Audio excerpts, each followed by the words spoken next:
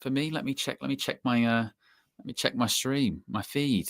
Sometimes like this does this, and then it just sort of snaps into life and goes, "Oh no, you are live," that kind of thing. There, now it has. Now it just has. I think I've just got a thing through on the back end. Yeah, now it's come through. I don't know why it does that. But it does. But yes, if you just missed all of that start, it was a good one. Legendary intro. Legendary intro. You missed out. Yes. So Bournemouth won, Manchester United won. Not a pretty watch. Positive is that it's a point. We don't go to Thursday with a loss. That's about it. I can't really do many other positives. The rest of it was terrible to watch. Really, really terrible to watch.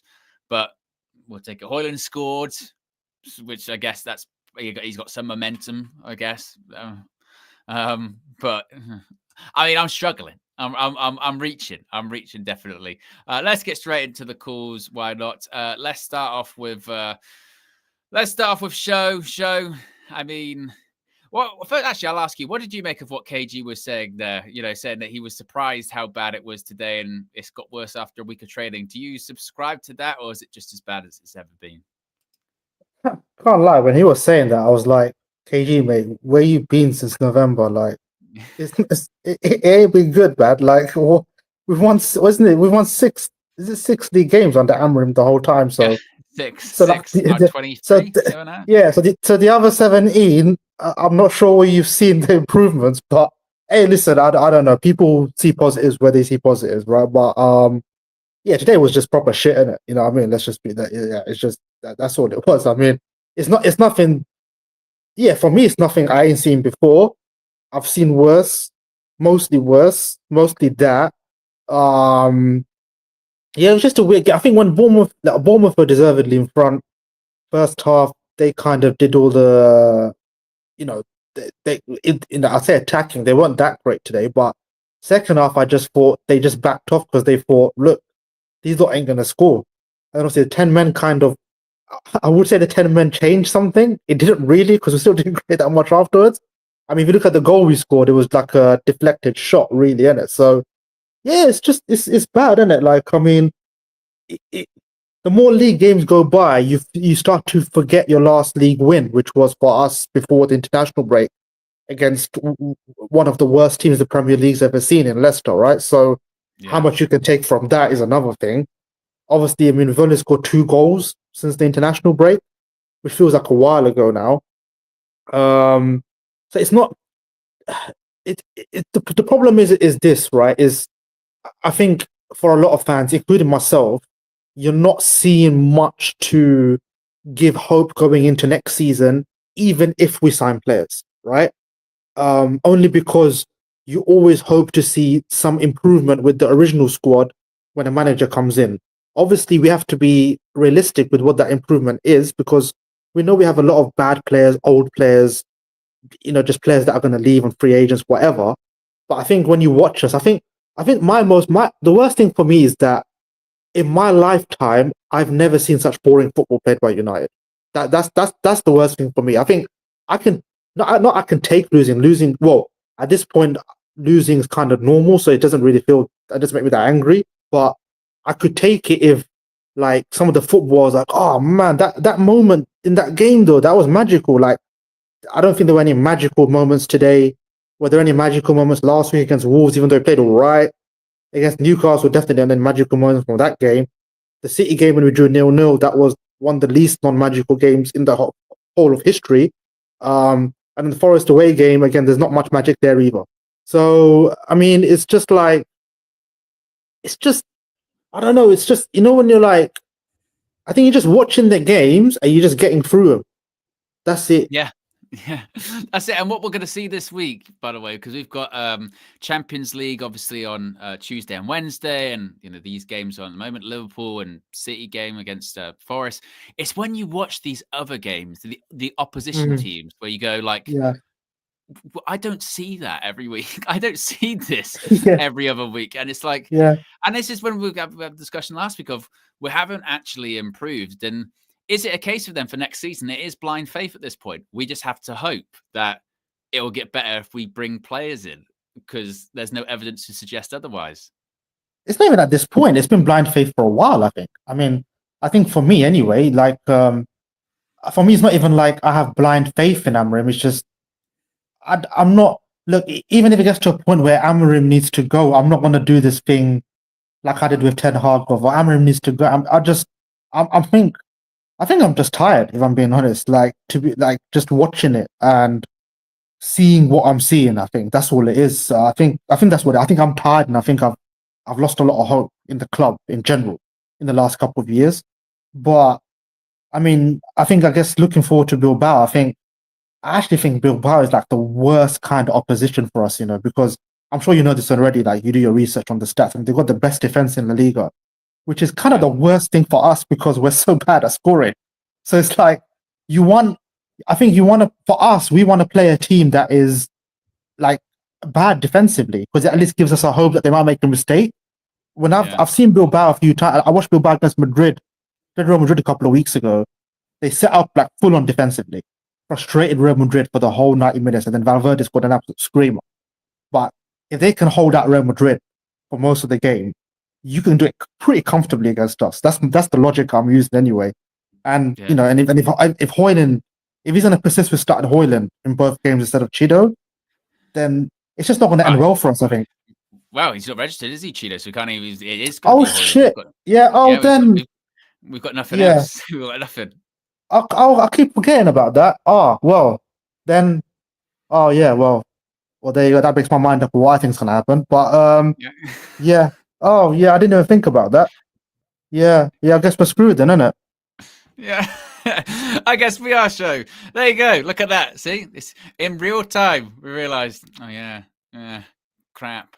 But again, and this goes back into the blind faith territory again, isn't it? Of just like, well, we've been a bit different in Europa this season. There's no evidence. Again, there's no evidence. There's no evidence, but just we've been better. We haven't lost for whatever reason in Europa. If that's because the standards are low, as I said at the top of the match view, like if Bournemouth, if this Bournemouth team were in the final four of the Europa League, you'd look at them and go, oh, they're favourites. They should go and win the whole thing.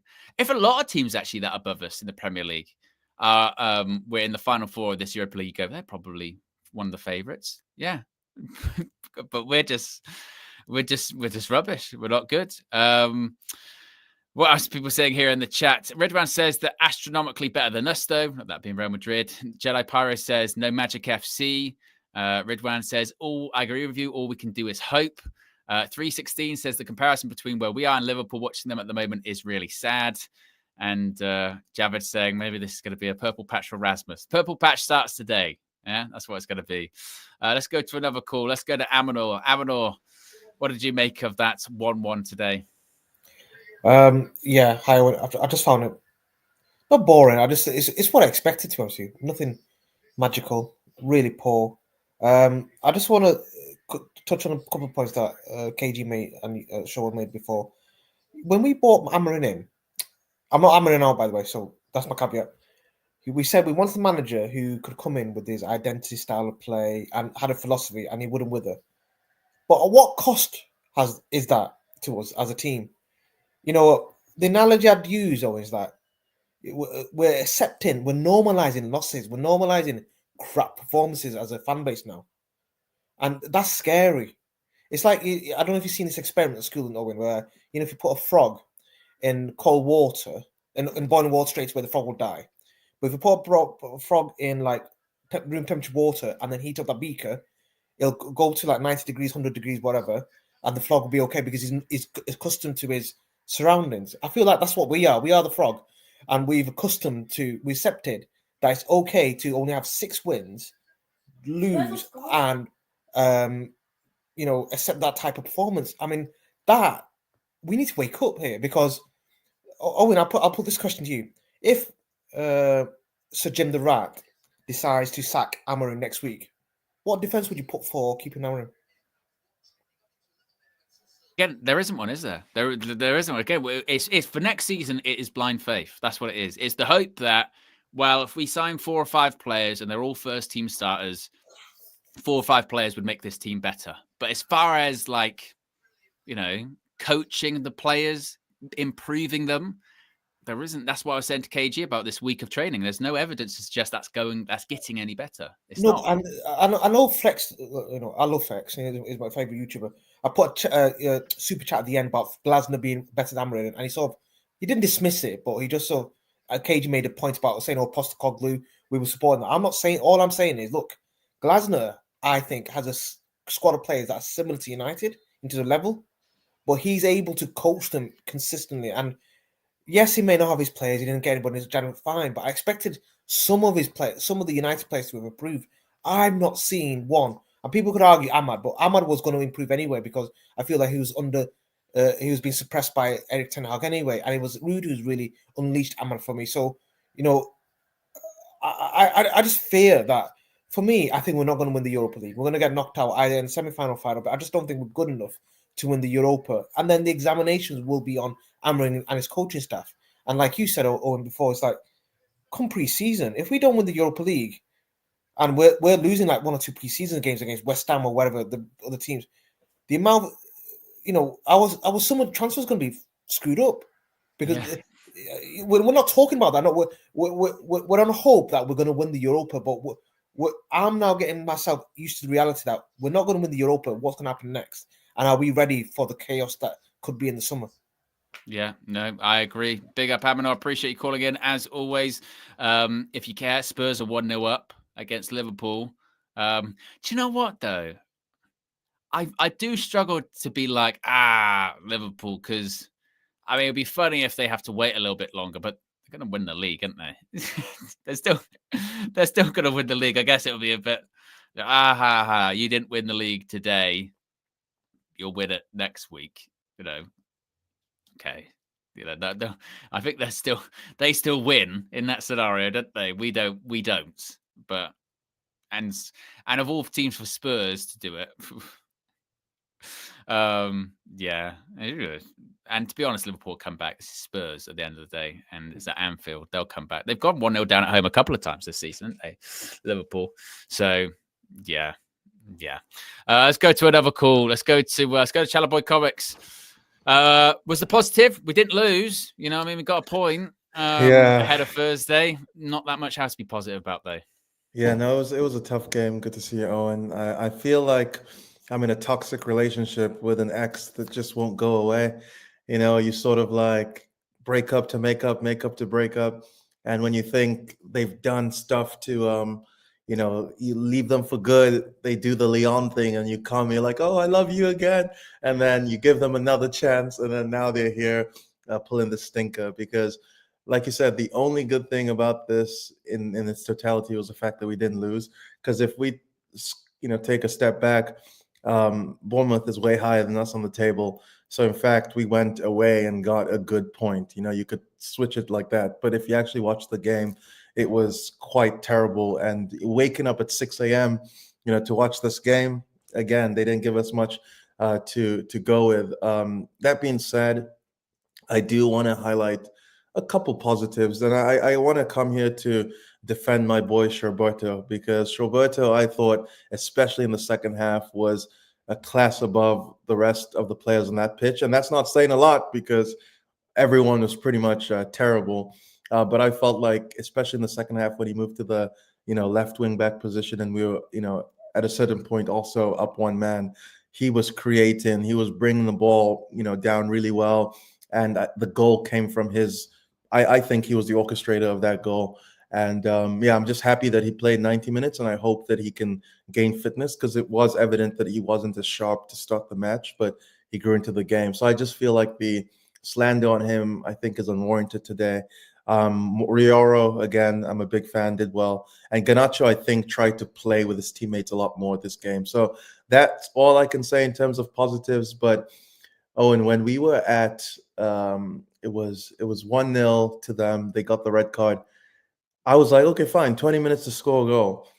After 10 minutes from that moment, we hadn't, as you mentioned in the chat, laid a glove on them. And that was the most concerning. And when I was watching that, I was like, okay, this is, I don't know how we can salvage this, because this is actually quite terrible. In coaching, a lot of drills are done where you give the attacker 4v3 or 5v4, 7v6s, where you basically give them an extra man to to sort of create these overlaps that you'll see in games. Against 10 men, those things naturally occur because there's just one less player, and yet we still couldn't get past that. And I think out of everything today, that was the most shocking and the most damning on the current situation on this team, is the fact that we couldn't open up a team that had 10 men and we're tired.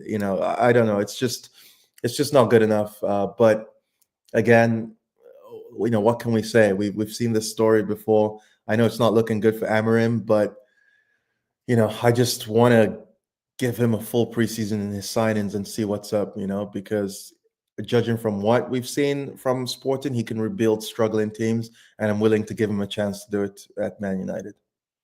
How do you feel about Thursday? I mean, because this was the point KG made on Friday. We watched, performances like this, and we're like, oh, Bilbao, we got to win the Europa League. How are you feeling? Like, well, we'll get better just because we've been better in the Europa League this season? Is it just one of those things that we're for some reason playing better in that competition? There's still players that can raise their game. Like, how are you feeling about Thursday? So it's mixed emotions. So the one thing that's going for us, because we're talking about what is the evidence we've seen to support Amorim, our form's been shocking.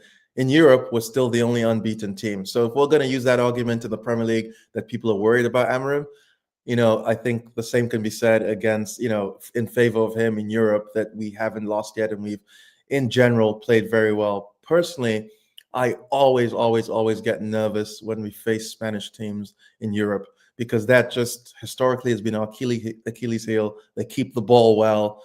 They're able to use the shittiest, shithousery to get us sent off or slow the game down. You'll go there and say, no, did we play 90 minutes or did we play for 45 minutes? Because they're on the floor the whole time. So they just know the dark arts and they use it against us quite well. So in that regard, I'm nervous just in general. Then when you add into the fact that Athletic Bilbao is actually a good squad and they're playing for a chance to win the trophy on their home ground, there's extra motivation. So it's going to be a really, really tough game.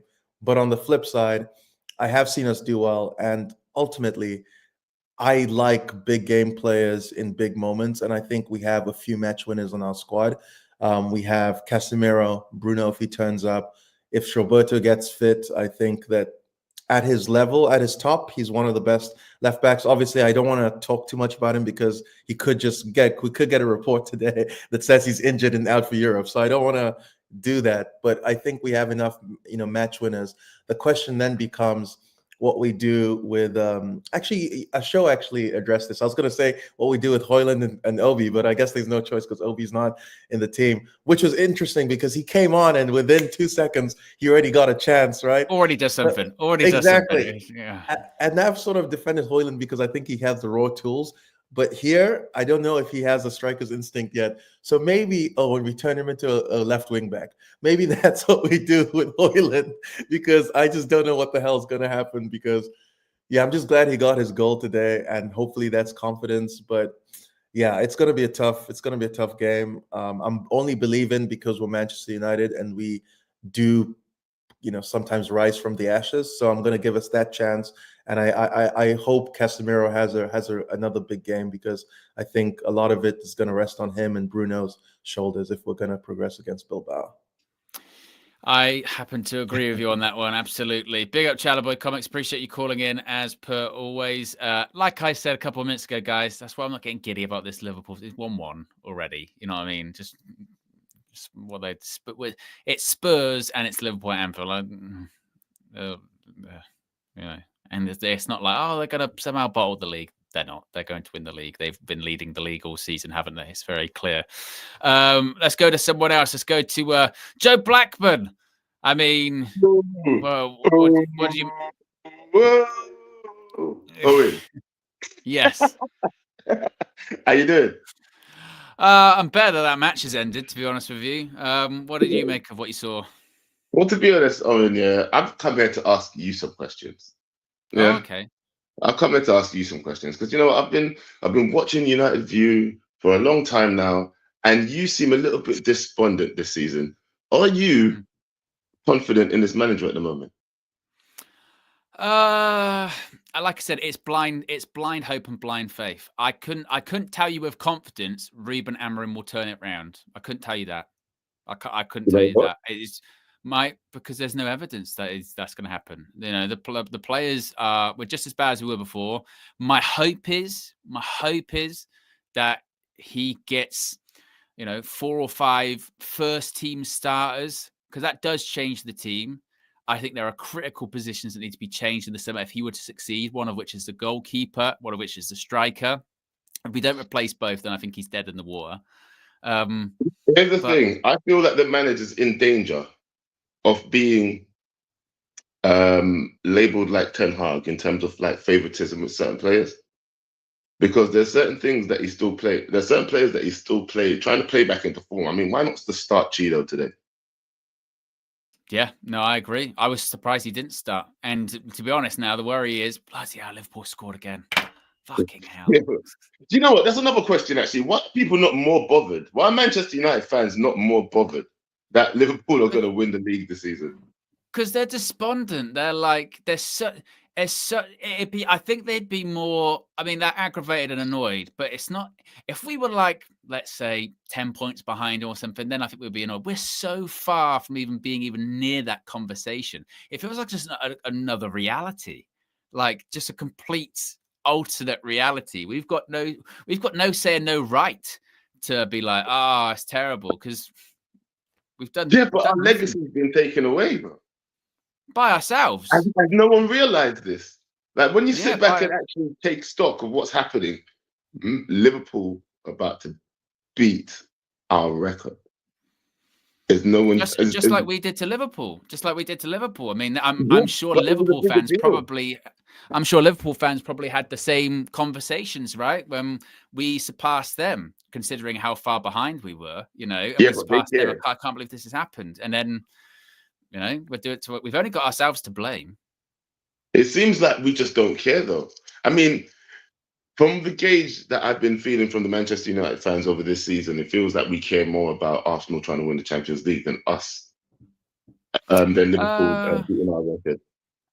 Maybe that's because we've all known this Liverpool thing's been coming for months. You know what I mean? And they're level with us. They haven't beat us yet. You know what I mean? They'll be level with us 20 times each. You know what I mean? When are we going to get back on that path? I think the Arsenal one comes from the fact that no one expected them to beat Real Madrid, and then when they did beat Real Madrid, they're like, "Holy shit, they might actually win the Champions League." Whereas this Liverpool one, it's been like when they won that COVID title, it was like, "Oh crap, they're actually winning titles now." No one did care. That's true. But it still added up. That's the only problem. It still added up, but no one cared. But the situation that find ourselves in right now is that we've got Arsenal going for the Champions League. We've got Liverpool about to win the Premiership. We are stuck down in 14th, 15th, wherever the hell we are. I don't even know anymore. Yeah. And I don't actually see any way of us getting better. And we're putting all hopes and faith, like you just said. You said it now. So you're only hoping and praying that we're going to be better next season based on what Ruben Amorim said, like his statement from earlier when he said that, we're hurting now to do better next season, basically, is what he kind of said. I'm paraphrasing. But he said that we're hurting now to do better next season, right? If it doesn't come to fruition, what are we going to do? We're going to lose our heads. Yeah. They'll find someone else, won't they? That's what they'll have to do. Amorim will get sacked and they'll try and find someone else. It's the nature of football. How many mistakes would have been made during that? You know what? I'm not here to put down anything. I said today was going to be a 1-1 result. Yeah. Earlier today in the delegates only content, I said it was going to be a 1-1 result because I can't see us doing any better than beating. I don't see us beating most teams in the Premiership, if I'm being honest. I just thought that we've faced Bournemouth enough times to at least get a draw out of it. That's what I thought, because we've been spanked by them enough times now to know that we should at least just lock up the defense when we need to. But evidently, here we are again. Ruben Amorim, his neck, every time. I don't understand why people get so angry. Yeah, because everybody said that the season was a write-off. I didn't, but a lot of people did. Yeah, but I see a lot of anger from a lot of people that said that it was going to give him time. The anger is starting to rise, and I don't understand why. Yeah, well, that's why I said I was surprised with KG today, because KG in the match, that's the first time I've seen him go like, this isn't getting any better. Why? What's going? What? I can't. This is getting better. This is getting worse. And my point was to him was like, my point was like, well, but that's not surprising today. I mean, it's been like that for months. You know what I mean? It's like the house has been burning down, and then like randomly on day 100, people go, "Do you know there's a fire?" And you go, You "Yes, see the ashes over there? Have you seen those yeah, ashes? yeah." They were like, "It's been on fire for ages. What are you talking about?" Like, you know what I mean? This is why I don't understand it, because you know what, Owen, I don't know if you watch a lot of KG's channel, but I've been very critical of the manager, and everybody told me to back the F down because I was doing too much, yeah. And now it's like I've seen those same fans doing a little bit too much now, because I'm like, guys, you're the guys that told me to calm down and to bear with it. And when I've decided to now bear with it till next season, because that's what I think he needs. He needs a transfer window in next season. I don't understand the complaints now. That's the problem. No, I don't understand the complaints of now. no. And look, ultimately, if we get through in the Europa League, no one will care anyway. But it's tough to watch. Tough to watch. Very, very tough to watch a lot of the time. Big up Joe Blackburn. Appreciate you. You can catch him on his channel, Backhand Entertainment. Someone will put a link in the chat. And also on KG's channel, KG's Reckless Sport. Yes. How many likes are we currently at the moment? We are at less than 100. If you haven't already, click the like button. And also be sure to subscribe. And let's go to one more call, then we'll wrap things up. Let's go to Eminem. Was the positive that we got a point and nothing else today? Kind of, I guess. Yeah, we got a point. I actually thought we went to 40 points, so I was like, all right, I'll take it. But no, we're at 39. No. But honestly, because we went with the full strength team, the only thought I had today is like, Amram's not sold us anything yet. We've not got anything to actually latch onto to have faith with him, and that's my concern right now. And I don't think we're gonna be able to get past Bilbao next week. I don't think so. I hope we do. I hope we just throw the game plan out the window and somehow we do. But I don't know. It's looking very bleak for Amram right now, and I know some of the players are very shit. I'm happy with Rasmus. He actually got a goal, and he's going to need that confidence, even though he had an extremely crap game. But that's the only thought I've had is this the guy that could take us to the next level? And right now, I can't see that being Amram. Yeah, I saw your super chat in when you were sort of saying, what have we seen to suggest that he is the guy? Are you in that territory as well then, where it's just like, well, it's blind faith. It's just hope that next season will get better because there'll be a preseason and a transfer window. Is that really it? Yeah, it's just that I think the best managers that you get, they will stick to the philosophy. However, they will adapt to the players to expose their strengths rather than expose their weaknesses. And I think that's Amram does the opposite. He just sticks to his philosophy, and he needs the players just to do what he needs that system to do.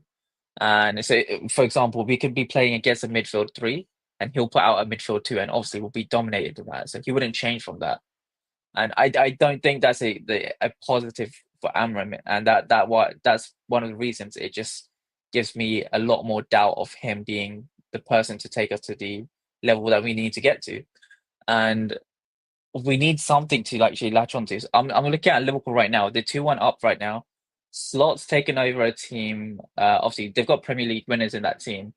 But he was able to adapt to the team. Slot's even mentioned it throughout the season that this is not fully how he wants to play. They've embraced the transition method, the counter-attacking. That's a big part of the game.